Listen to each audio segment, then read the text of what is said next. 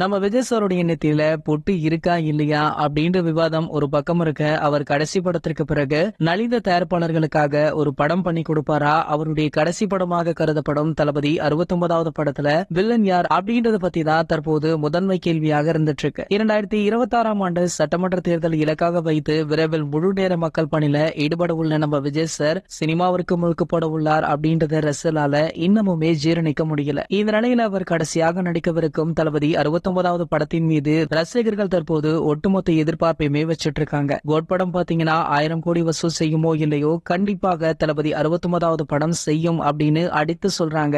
விஜய் சாருடைய கடைசி படத்திற்கு நம்ம அனிருத் அவர்கள் தான் இசையமைக்கிறாரு. நடிகை சிம்ரன் அப்படி இல்லைன்னா சமந்தா தான் இந்த படத்துல ஹீரோயினாக நடிக்க வாய்ப்புள்ளதாக தெரியுது. மேலும் முக்கிய கதாபாத்திரத்துல மமிதா பைஜு நடிக்க வாய்ப்புள்ளதாக சொல்றாங்க. ஏற்கனவே கத்தி, பீஸ், மாஸ்டர், லியோ அப்படின்னு 4 படங்களுக்கு இசையமைத்த அனிருத் அவர்கள் தற்போது விஜய் சாருடைய 69வது படத்திற்குமே இசையமைக்கிறார் அப்படின்றதுமே குறிப்பிடத்தக்கது. மேலும் வில்லனாக பாலிவுட் நடிகர் பாபி தியோல் நடிப்பார் அப்படின்ற தகவல் கிடைச்சிருக்காம். கிட்டத்தட்ட இந்த தகவல் உறுதி அப்படின்ற மாதிரி தெரியுது. கூடிய விரைவிலேயே படக்குழு தரப்புல இருந்து இந்த தகவலை உறுதி செய்யவுமே இருக்காங்களா. இது போன்ற நம்ம தளபதியை பற்றி வெளியாகும் அனைத்து செய்திகளுமே நீங்கள் உடனே தெரிஞ்சுக்க நம்மளுடைய தளபதி 360 அப்படின்ற நம்ம சேனலை சப்ஸ்கிரைப் பண்ணிக்கோங்க.